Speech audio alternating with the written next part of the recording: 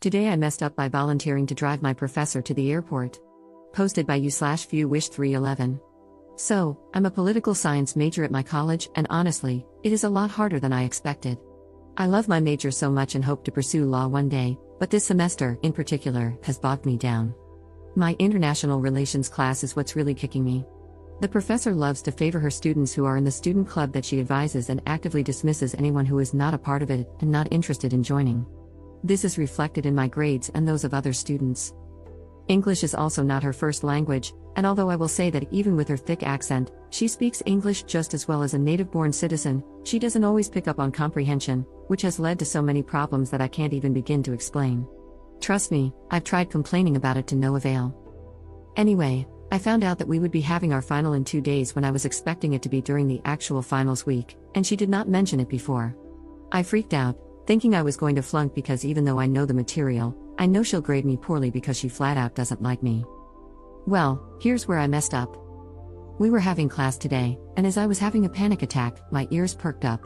She asked if anyone could take her to the airport next Tuesday, and if they could, she would pay them $50. I looked around, waiting for someone to offer, but no one did. I sort of felt bad because, even though she has been downright rude to me, it makes me sad to think this is the first year she is spending without her husband, who died last semester. She was taken aback when I volunteered, but she gave me her phone number and address at the end of class. I told her, extremely confidently, that she didn't need to pay me $50 because it really wasn't that far to drive for me. She then gave me a weird look and told me that she absolutely had to pay me for gas, as we would be going through a lot of it. I replied that our city's airport wasn't that far and that it really wasn't any bother.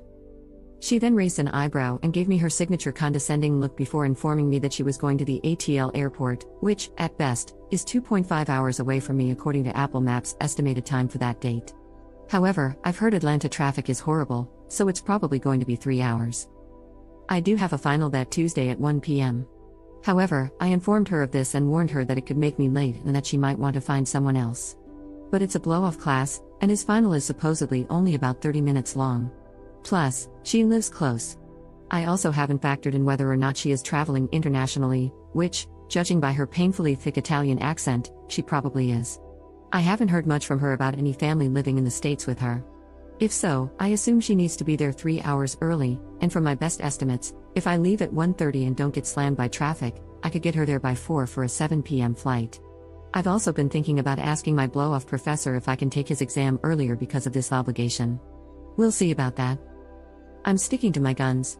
My boyfriend and friends said this was crazy of me to do, but I absolutely hate flaking on people, especially when she's my mom's age.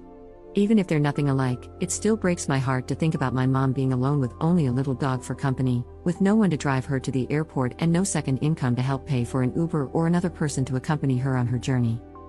I have a few things I need to do first, which include cleaning and scrubbing my car to get rid of any weed smell because it's been so cold outside, and unfortunately, my car has taken the brunt of my stress from this class. I also need to get my oil changed because I'm over 1,000 miles past when my car light went on, and I'm not trying to have my car explode on the road and die with this woman. Lastly, I need to brainstorm some topics to talk about with her because I am determined to be best friends with her by the end of this since I will undoubtedly have more courses with her in the future. Sorry, I know that's a lot.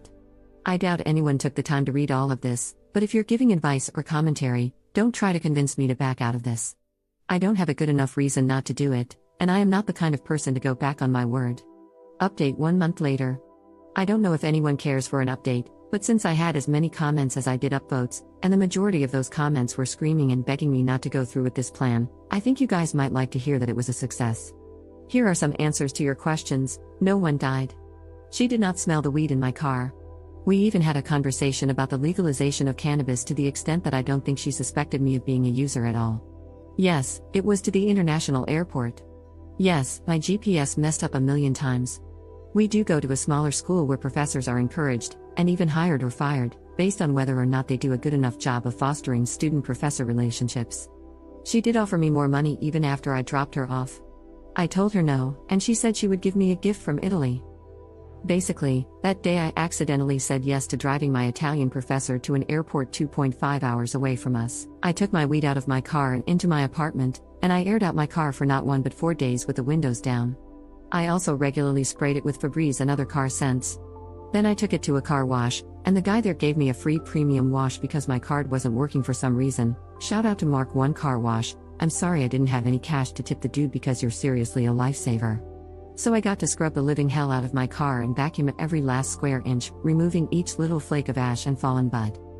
Then, that day, my laptop decided to die right when I needed to take my final, before I had to pick up my professor, so I was 15 minutes late and had an empty gas tank.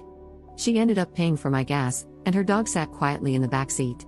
I awkwardly told her she could look at my CDs if she wanted to play music since all I had was a speaker for podcasts.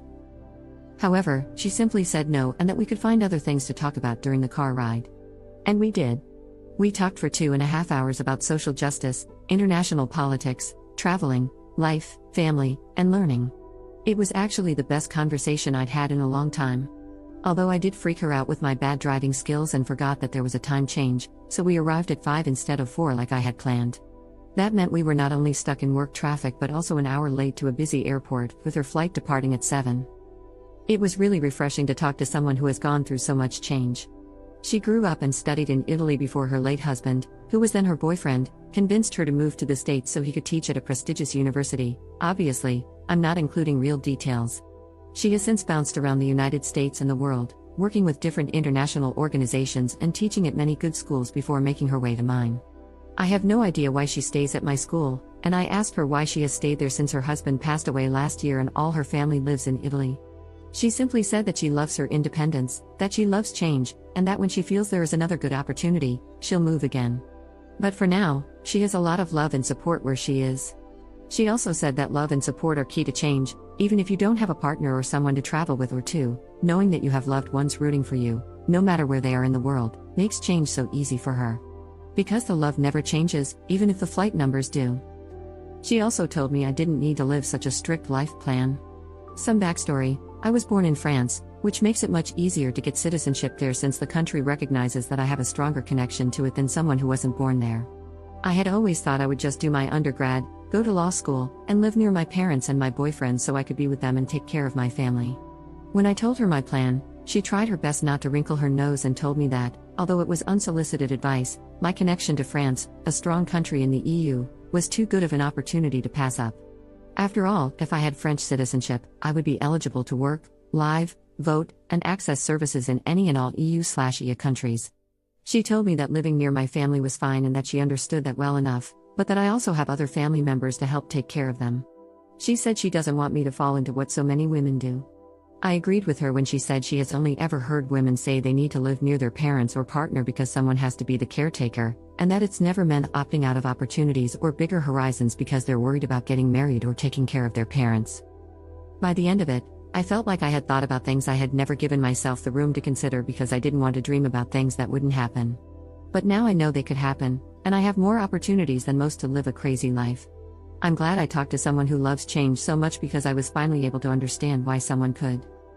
Also, I officially signed up to take her film class next semester, hee hee.